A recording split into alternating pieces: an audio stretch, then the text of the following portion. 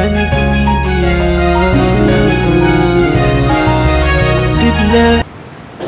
وأصلي وأسلم على نبينا محمد المصطفى صلى الله عليه وسلم. يقول تبارك وتعالى في محكم تنزيله بعد أعوذ بالله من الشيطان الرجيم: يا أيها الذين آمنوا اتقوا الله حق تقاته ولا تموتن إلا وأنتم مسلمون. وقال أيضا: يا أيها الذين آمنوا اتقوا الله وقولوا قولا سديدا يسر لكم أعمالكم ويغفر لكم ذنوبكم ومن يطع الله ورسوله فقد فاز فوزا عظيما. وقال النبي صلى الله عليه وسلم: اتق الله حيثما كنت واتبع السيئة الحسنة تمر خالق الناس بخلق حسن. عباد الله، اوصي نفسي واياكم بتقوى الله. matendo ga Allah subhanahu wa ta'ala oyo Allah wekitiibwa atenderezebwa n'amatendo amalungi ate nga manyufu. Tumwebaza Allah subhanahu wa ta'ala tujja ku juma ewedde n'atuusa ku juma eno ey'olwaleero. Tusula ejuma yaffe ey'okusatu omwezi guno ogwa Muharram. Tusaba Allah subhanahu wa ta'ala akkirize ibbaala zaffe zonna zetukola nga tukola ku lwe, zetukola nga tugezaako okubeera nga tukkiriza. Tusaba Allah subhanahu wa ta'ala atuweemu empeera ku duniya ne ku yawmul qiyama. Tusaba Allah subhanahu wa ta'ala asiminga n'emirembe ku Nabi Muhammadin sallallahu alaihi wasallam, mubaka we, muddu we, eyasembewe bannabbi, eyakomekereza obwannabbi. Bannabbi bonna Allah subhanahu wa ta'ala bye yatumye mu nsi n'asalawo ekito Nabi Muhammad sallallahu alaihi wasallam ne yasembayo. Era kyavaamu wana Qur'an agamba: a'udhu billahi minash shaitanir rajim, ma kana Muhammadin abaa ahad min rijalikum walakin rasulallah wa khatama nabiyina wa qala Allahu azizan hakima. Allah ekitiibwa agamba nti Muhammad sallallahu alaihi wasallam si mulala yenna obubaka wa Katonda era obubaka we oyo bwe yasembezaayo okubeera nti atumiddwa nga ye nabbi asembayo ku bannabbi bonna. Allah ekitiibwa n'atufuula nga naffe tuli bamu ku bali ku mulembe gwe, omulembe ogwayagalibwa bannabbi abaasooka bonna. Omulembe guno baagutulako ne bagulaba, ne balaba nabbi asembayo n'abantu bagenda okubeera nabo, ne baagala nnyo basobole okubeera nti babeera ku mulembe guno. Naye Allah ekitiibwa bw'atu yasalawo nti gwe nange twabagenda okubeera ku mulembe gwe, kozi oba oli n'abalala abajja bebitu abakkirizanga amaze okutenda Allah. Era tusaleko ekitwa nabiyina Muhammadin sallallahu alaihi wasallam kyo nga kimaze kutumweganga nejjammwe okubeera nga tutya Allah subhanahu wa ta'ala. Kutuba yaffe mufunze nnyo ddala tugenda kwogera ku kigambo da'wa, ahamiyati da'wa, obukulu obuli mu da'wa, obukulu bwa da'wa. Da'wa kitegeeza okubuulira, obukulu bwamu kiki, lwaki njagala okikakasa okitegeere nti gwe musiraamu okubeera omusiraamu olwaleero tewabufuna bufunyi wabula bwayitirwa mu da'wa. Wankubadde nga si gwe gwe bayitiramu wazaalibwa nga oli musiraamu, naye mwana wattu okufuna obusiraamu wabufuna nga buyita mu da'wa. Bw'onootunula history y'obusiraamu wano mu Uganda, era mbadde mpita ayitamu oba katono, naye ndaba abasajja Abawarabu bwe baatuuka mu Uganda ne batuukira mu lubeere lwa Kabaka Baideni, omusajja yali ayitibwa Kabaka Sunu. Omusajja oyo teyagaana musiraamu oba teyagoba basiraamu, yabaaniriza n'abakkiriza basomese obusiraamu bwabwe mu area ye oba mu kitundu kye. Kigamba mu history nti ate ye teyasiramuka era teye teyasiramuka. Ekyokubiri teyakkiriza busiraamu busaasaanye ebweru, teyayagala, yagala tubeere wano wokka. Naye ku nkomerero mutabani we Muteesa I wamala okubeera nga asikidde obusiraamu oba asikidde kabaka we, kigambibwa nti olwo omwana yagala nnyo obusiraamu, kitegeeza nti baasomesanga ng'obwagala ng'abuuliriza, era ekyaddira ye n'asiramuka. Asiramuka n'asegeera obusiraamu, n'ayagala nnyo obusiraamu, neera n'akubiriza famire ye n'esoma obusiraamu. Ye kennyini naye neyeegiriza obusiraamu, amakulu Qur'ani n'aba nga agisoma. Oyo kabaka amanyiddwa nga Muteesa I. Obuzibu bwajjira ng'obusiraamu bwangadde mu Uganda okumala emyaka nga 30 mu 1877 okuyisa abamissionaries nga bayingidde, bajja n'amaanyi mangi nnyo ddala, bajja n'ebizibu bingi nnyo ddala, bajja n'obukodyo bungi nnyo ddala okumalizanga kabaka mwana wattu nga bamutudde. Abasiraamu tali okugula nga bafuna challenge, bafuna obuzibu bw'amaanyi era ne basobola okubeera nga baŋŋambusibwa, ne basobola okubeera nga baddukira mawanga oba mawanga gatali gamu be bagenda Bunyoro abaana bajjeero. Naye kyenjagaddemu ki nti abo bonna obusiraamu babuyita babufuna dhurudaawa babakolako ddala ne balyoka babutegeera. Abasajja bwe badduka ne bajja eno e Bugisu obajja ne bajja Bukedi tebaatuula butuuzi basomesa kitanga kitegeezebwa kikakasibwa nti daawa kigambo kikulu nnyo, daawa okuyimiridde obusiraamu. Abaulama oba abamanyi obusiraamu bategeeza ekigambo daawa, ma maana daawa, daawa kyeki? Bategeeza nti daawa huwa al-islamu, daawa bwe busiraamu, wal-islamu huwa daawa, ate obusiraamu ye daawa. Ge makulu ge batuwa. Ekigambo daawa kitegeeza busiraamu bw'olimu, ate ekigambo busiraamu bw'olimu kitegeeza daawa. Kyaba tugamba nti daawa makanuhu adhimu, daawa okola daawa ekifo kyeyimiriddemu kinene nnyo, wa fadilatul kabir, ate nga kya muwendo nnyo, birungi bingi nnyo ebiri mu kigambo daawa. Wa amruhul mubaraka, ate nga ensonga ya daawa yanikisa, kitegeeza Allah kwayisiza emikisa, Allah kwayisiza emikisa okutaasa abaddu be, Allah kwayisiza emikisa okubeera nga enkuba etonnya, Allah kwayisiza emikisa okubeera nga tubeera n'abaana abalongoofu n'ebirala byonna. Daawa Allah ow'ekitiibwa yassaamu omukisa.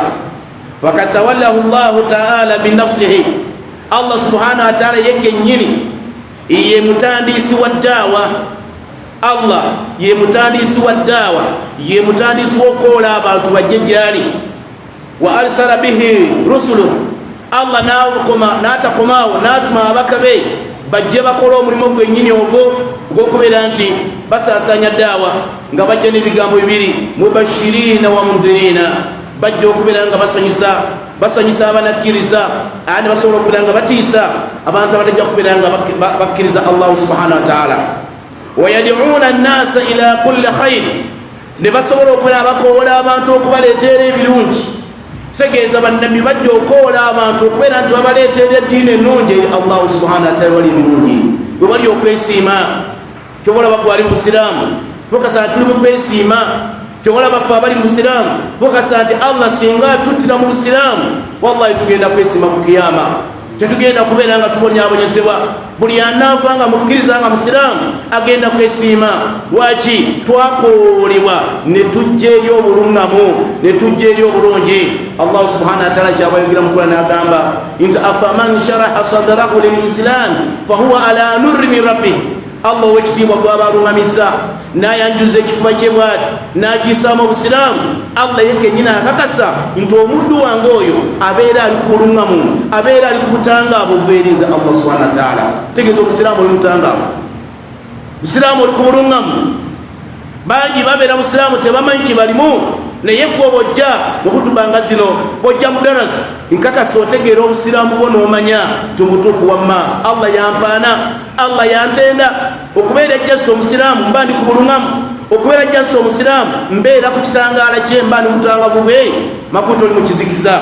Baddu Allah yitiwakkiriza bannabbi gwe mulimu gwe bajja nabo okubeera nga basanyusa n'okubeera nga batiisa. Bannabbi abo tebaakomaawo, wayad'uunahum an kulli sharri, wayad'uunahum era nga babakoola an kulli sharri, okubeera nga balekayo buli kyonna ekibi Allah kyeyagaana okubeera nti bakirekayo. Yuballighuuna risaalaati Allah, ne basobola okubeera nga batuusa obubaka bwa Allah subhanahu wa ta'ala. Wayakhshawnahu, era nga batya Allah subhanahu wa ta'ala. Wala yakhshawna ahadan illa Allah, nga tebalina muntu yenna gwe batya nga bakola omulimu gwa daawa okujjako nga bakola batya Allah subhanahu wa ta'ala. Allah agenda amaaso n'agamba wa aqaama min ba'dihim ibaduhu salihin, tebakomaawo wabula naawe abaabasikira abaddu ba Allah subhanahu wa ta'ala balongoofu, nabo ne baddira mu bigere by'abannabbi abo, nabo ne babanga nabo bakola omulimu gwe gumu. Nabi sallallahu alaihi wasallam kyabaga nti al ulamau warathatul anbiya, abamanyi babeera basika b'abannabbi basobole okubeera nga bakumaakuma abantu bano bannabi omulimu gwe bakola tebakyaliwo naye abamanyi bakumakuma nsonga lwaki abamanyi babeera muzikiti 24 hours imaamu nga muzikiti tavaamu kumakuma abasiraamu disirikazi abatavaa buli kaseera ayagala kumakuma aleeteyo akagambo bantu bakategeere bakusobole okubeera nga banywera mu busiraamu basobole okubeera nga beekuuma busiraamu bwabwe nga babutegeera naye ekyendaba ebitwa bakkiriza omanyi buli lwayimirira okwogera wallahi atuba mamumo bafuna bufulumi mmanyi buli lwayimirira okubeera nga abirako n'ekigambo kyategeeza abadde obatambula butambuzi bagenda gy'omusajja yabadde wano seeka bwe yabadde agenda okutandika okusomesa yabuuza ekibuuzo ekigamba ntibuuza munno nti omanyi okunaaba janaba kyekibuuzo yakibuuzizza ntibuuza munno nti omanyi okunaaba janaba naye kakasa abamu era oliyaga nti mbutamanyi naye nga abasinga twabadde tufulumye nanga nabadde mubafuluma naye nze ofuluma kwange nabadde ngenda mu ddaawa nsobola lwaki nafulumye naye nga nakiwulidde naye nga abagenze wakasa fena tuba tumanyi naffe abale tuba tumanyi tegeeza tuba tetumanyi abasinga kati abamanyi bayimirira baba baagala okubeera nga batutuza bujja eddiini yaffe tusobole okubeera nga tugimanya niwakubadde nga twasira mukadda niwakubadde nga twazalibwa nga tuli basiraamu tusobole okubeera nga tunywera muki tubeere nga tunywera mu birungi ng'eddiini tugitegeera kwekubeera nga obukulu bwa ddaawa bannabbi omulimu gwe bakola n'abamanyi omulimu ogwo gwe bakola bagenda amaaso nga tutegeeza omulimu ogwo bannabbi gwe bakola abamanyi nabanga bagukola era nga omulimu ogwo bwe bagukola abantu bagenda kubeera na hujja yonna ku yaumul kiyama nga batuuse mu maaso ga Allah subhanahu wa ta'ala nibategeeza nti omulimu ogukola fi kulli waqtin wa hin gulina okubeera nga gukolebwa buli kaseera konna kitegeeza emyoyo gy'abanadamu gyerabira emyoyo gy'abanadamu gyetaaga kujjukanyizibwa buli kaseera kyebaba tugamba nti omulimu ogwetaaga kubeera nga gukolebwa buli kaseera konna lusonga lwaki fe abasala mu buga buli swala wabeerawo seeka ayagala okuyimirira buli swala wabeera wayimirira kubanga yali nkola ya nabbi Muhammadi sallallahu alaihi wasallam nabbi teyavanga mu swala n'agamba abantu kugenda okujja kugaina ekigambo kyabatuusizaawo ate baswahaba bo tebagendanga balindanga balabe nabbi ki kyatugamba leero waliwo akapya Allah kamugambye waliwo bakobuze nga batuula nga nabbi amala basira nti bannange mugende naye nga tebavaawo omulembe gunaani asobola okubuuza naga nti kandabe obaseeka agamba kireero disikazi oba kikyatugamba waliwo wallahi tetuliwo naye baiddiini bagitegeera obonna bwali bukulu bwa ddaawa bamanya kyebayita obusiraamu twagaye nti ddaawa kitegeeza busiraamu ate obusiraamu kitegeeza ddaawa kitegeeza tosobola kumanya busiraamu okujjako ddaawa ngaogitegedde tosobola kumanya ddaawa okujjako obusiraamu ngaobutegedde bintu abakkiriza lwakaseera oba oliawo katono nnyo batugamba mubuuzo ne bagamba fakam man arda anharuha binuri islam bameka Allah wekitiibwa bayakayakanyiza ebifuba byabwe ne bayingira obusiraamu bameka abali mu kitangaalo ky'obusiraamu wallahi bangi nabbi sallallahu alaihi wasallam yava mu nsi muno yaleka abasahaba bali 10,000 bokka byalekawo byafaayo bitegeeza bali 10,000 olwayo bwe tubeera nga tuli mu myaka 1,400 oba 2,223 nga abasiraamu baweza obuwumbi 2 ne miliyoni 2 era ekibuuzo kiba kigwawo bameka Allah bayandiza ebifuba byanateeka mu busiraamu naye obusiraamu bwe tuyingiddemu tubutegedde eddiini gye tulimu tugyekakasa musiraamu tobeerawo nobeera ne wasiwasi mu ddiini yo ng'ekiba kikuguddeko tokkiriza nti Allah yabagese bwe tubeera ne shakka ng'eyo obusiraamu bwe tebuna bakunywera baddu ba Allah bitiibwa tuli mu kintu naye tunyweza obusiraamu bwaffe ne batugamba nsolaga nti wakam min umami akhrajuha min adhulumati jahiliya ila al-islam bameka bavudde mu butamanya ne bajja eri obusiraamu ne bategeera busiraamu olusi mumu waliawo waliwo isiraamu kabusiramuzi ng'oli musajja munywi newe isiraamu kanoga alhamdulillah ng'embeera yange yakyuka wali musajja mukulu wa ndongo nga muganda wange wendaba nga waka waabwe waliwo kyaki nesaawa ne wakyaliyo kyaki mubulizi munnange naye kisaawe nali musiraamu atendereza Allah yali mutamanya wogamba nti Yesu Katonda Yesu mwana wa Katonda nayingira eri obusiraamu n'ategeera nti Allah gyali bameka bebituwa bakkiriza ebyo nabijja lwaki bijja lwa kutegeera ddaawa bijja lwa kumanya busiraamu bameka baali basinza abantu bannaabwe ng'olwali bategedde okusinza Allah subhanahu wa ta'ala esayidi eri baganda bafe basinza abantu bannaabwe agenda eri omuntu munene aga nti saata nze ono okunsonyiwa asaba faaza yabamusonyiwa ebyonoono bye gweomusiraamu tosobola genda edisitikazi noga ntisonyiwa ebyonoono byange wallahi kubanga yakusomesa naga nti osaba Allah subhanahu wa ta'ala beera mu kasenge beeraawo wekka otendeeze Allah subhanahu wa ta'ala osabe ekisonyo eri Allah okole tauba kululwo wekanga teri namanyi tukoze tauba olaba obusiraamu kyebusomesa tebwetagisa kujja kulangirira naye obutamanya kubanga eddiini yawe tebagitegeera oli ajja mu kyaki n'alangirira oba mu lujjudde lwaba n'alangirira byekola byonna obusiraamu ne bugamba nti nedda lwaki kubanga obusiraamu obusoma obumanyi omanyi ani gwe weenenyeza eri Allah subhanahu wa ta'ala bebitiibwa Allah subhanahu wa ta'ala kyabwagamba nti wallahu yadi'u ila daari salam nze Allah wamwe mbayita okujja eri ennyumba ey'emirembe twagee nti Allah ye mutandisi wa ddaawa wallahu yadi'u Allah wekitiibwa atukoola ila daari salam eri ejjana buli kanaku atukoola mujje eri ejjana yange muve mu byonoono mujje eri nze Katonda wammwe Allah yatukoola atukolako ddaawa tugende eri Allah subhanahu wa ta'ala wayahdi man yasha ila sirati mustaqim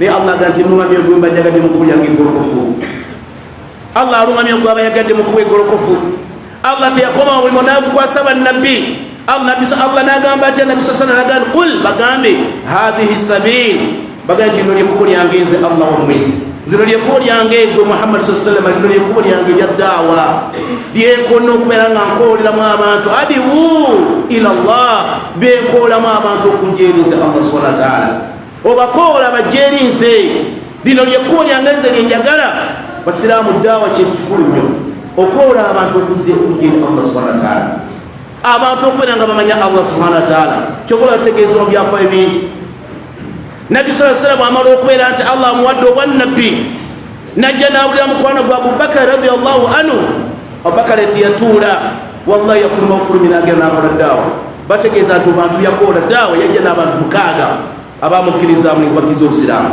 mu bo mwalimu Uthman radiyallahu anhu yasiramukira ku lulimi lwa Abubakar teyatuula n'agamba nti nogenda bigambo byempulidde bino nina okubeera nga ŋŋenda n'agoma hadisi ya Nabbi sallallahu alaihi wasallam kyeyagamba nti Allah subhanahu wa ta'ala nadhara amru sam'a al-hadith faballaghaha oyo yenna Allah asaasira oyo Allah alungamya oyo Allah awa emikisa Allah ateekako okusaasira kwe omuntu oyo awulidde hadisi ya nabbi awulidde ebigambo byonna n'abituusa eri omulala naye banga basira ntukubirizibwa ffenna ebigambo byobawulidde ku lunaku lwonna oba lwa swala nga seeka ayogedde kituusa eri omulala nabbi agamba nti Allah akusaasira singa obulabuliza ekigambo n'okituusa ku muntu omulala olwayesunna eyo abaitu abakkiriza baganda ffe bagikola buli lwesoma kutuba eyaddaawa mbagamba tubawo ebyokulabira kuba kati munguudo mubalaba bawulira eri mu kyaki ne babifulumya ebweru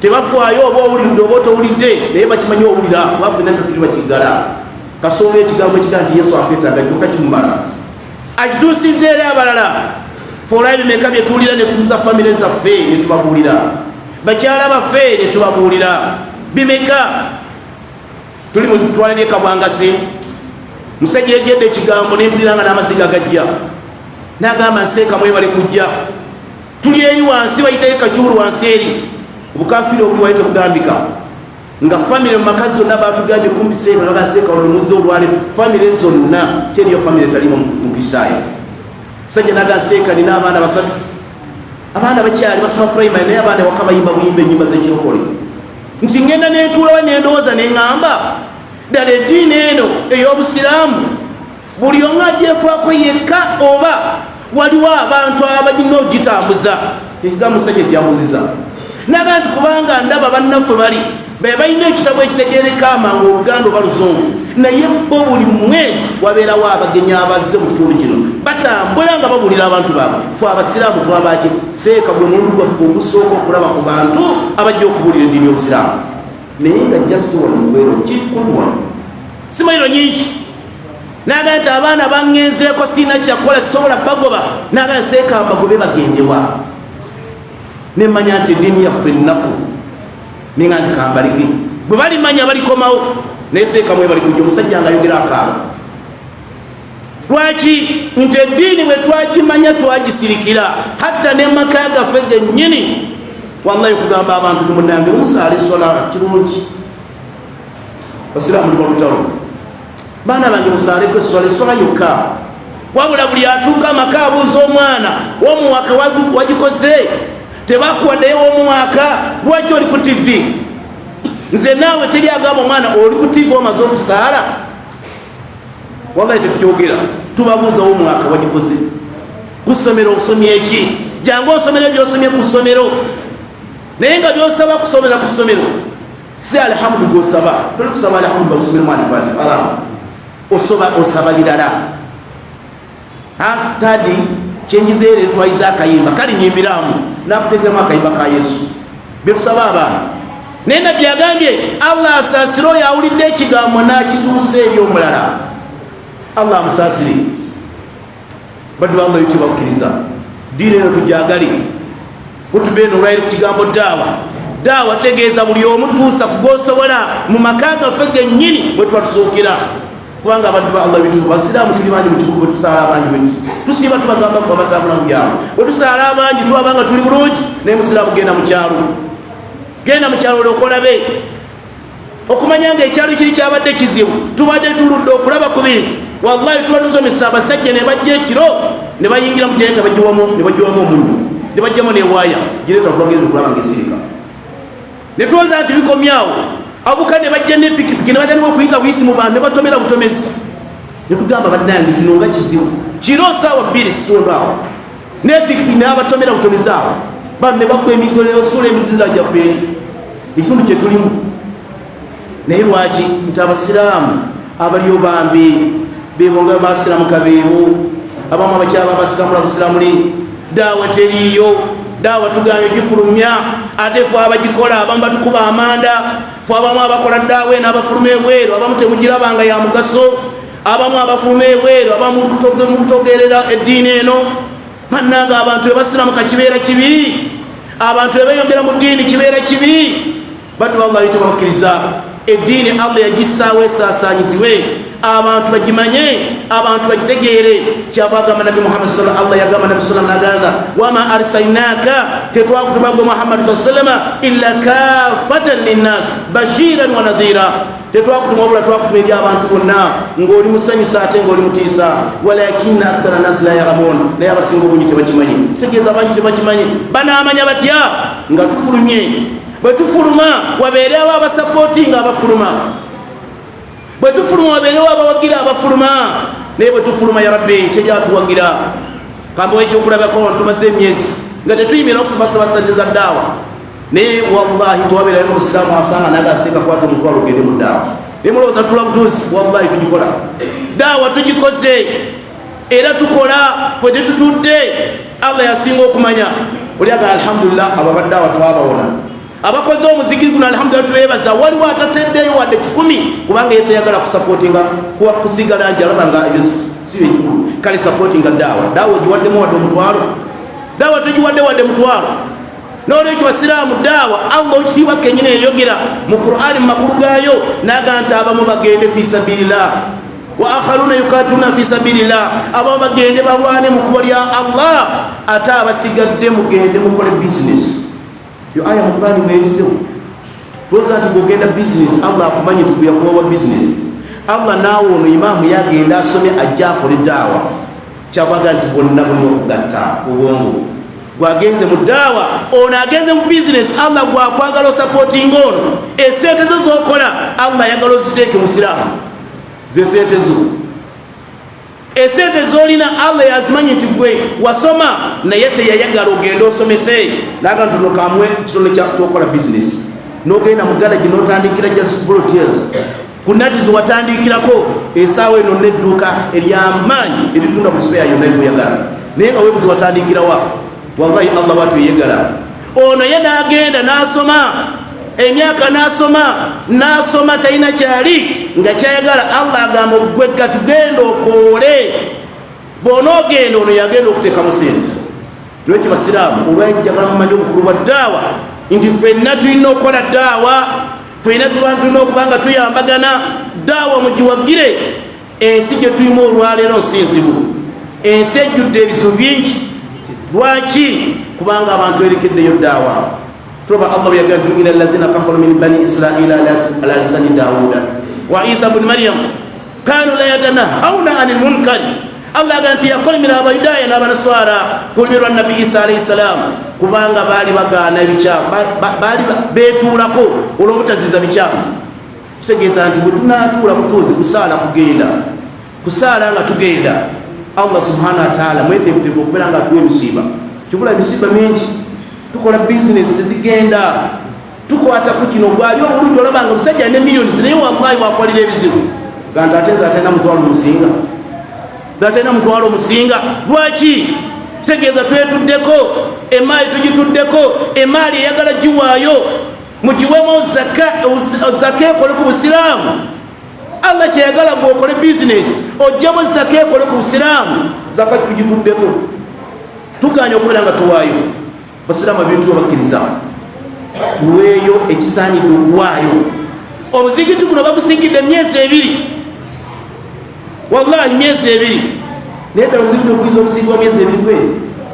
Myezi 2 ku basiraamu abajjudde ekibuga kino, okuleeta buleesi malangi ne bateekaawo, ddala ddala kweri sementi ne muteekaawo, myezi 2 ku kintu kimu.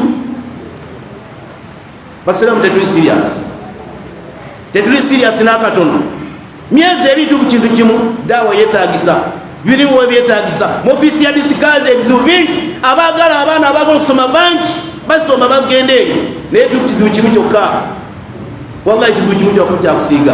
Naye ng'omusiraamu ennyumba yo wazimba ennyumba gambuga, wallahi ogisiga olunaku. Basiraamu tube serious.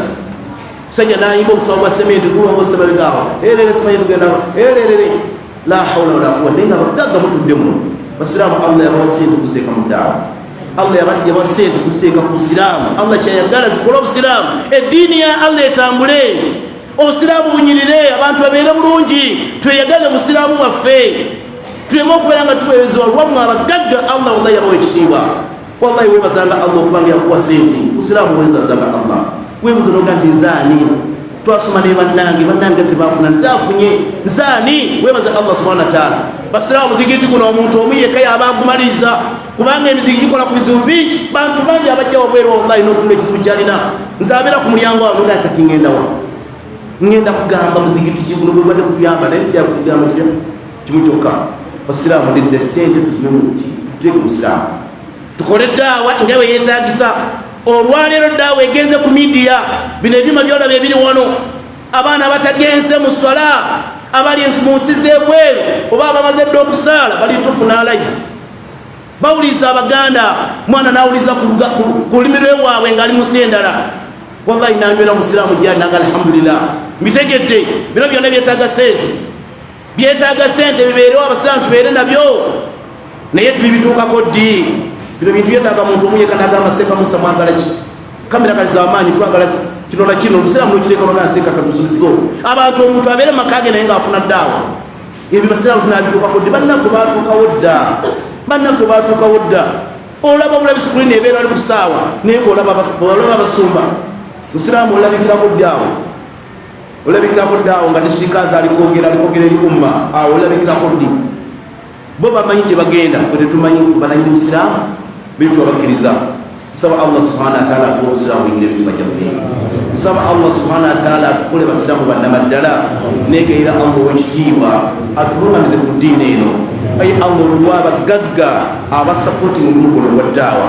Ayi Allah abalina obugagga, nsaba ya Allah bagumire obugagga bwabwe, kubanga kikemu ky'amaanyi osinga zibagwako. Nsaba Allah bagumire obugagga bwabwe. Ayi Allah abatali muffe bagagga, nsaba ayi Allah otugaggawaze.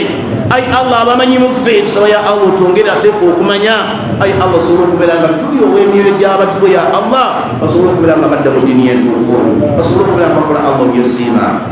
Barakallahu lana wa lakum fil Qur'an al-azim wa nafa'ana bi dhikril hakim wa sallallahu ala nabiyyina Muhammad wa sallallahu ala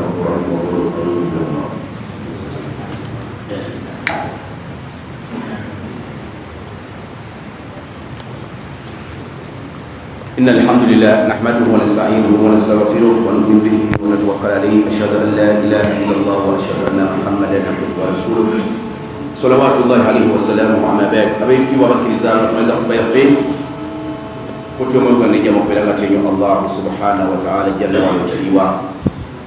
Kubaya feni bade kudawa tumalizane aya Qur'ani. Allah yagatu wa man ahsanu qawlan mimman da'a ila Allah, ana singe ebigambo ebirungi ngoya akola abantu baleteri eddiini ya Allah subhanahu wa ta'ala. وعمل صالحا نينا قل ممرونج وقال إنني من المسلمين أتوقع من يلا إلى وأنا من أجل ذلك الإسلام Allah gatini yugamba kumusikula ebisinga omuntu aba akola daawa ogenda okola edaawa gaetandikira makago osobola abasobola okubeera nga tufuluma ebweru basiraamu tusapootinge daawa egende mu maaso kubanga baganda ffe mu byalo bannange bali buli basiraamu baganda ffe bali buli nnyo tubayambe basobole okubeera nga beeyagalira busiraamu bwabwe ediini yaabwe gye balimu okubeera nga balowooza nti ediini gye bajjamu ediini si ntuufu balowooza nti oba ediini gye balimu ddala just ediini ya muzannyo bagibeeremu nga bagyekakasa olw'amaanyi gaffe fe abali mu bibuga olw'amaanyi gaffe fe abalina ku sente fe amaanyi gaffe fe abalina ku mirimu اللهم صل على سيدنا محمد الذي يقول الله وجل في كتابه العظيم بارك بالله من الشيطان الرجيم ان الله وملائكته يصلون على النبي يا ايها الذين امنوا صلوا عليه وسلموا تسليما وقال النبي صلى الله عليه وسلم صلى عليه صلاة واحدة صلى الله عليه وسلم اللهم صل على محمد وعلى آل محمد كما صليت على إبراهيم وعلى آل إبراهيم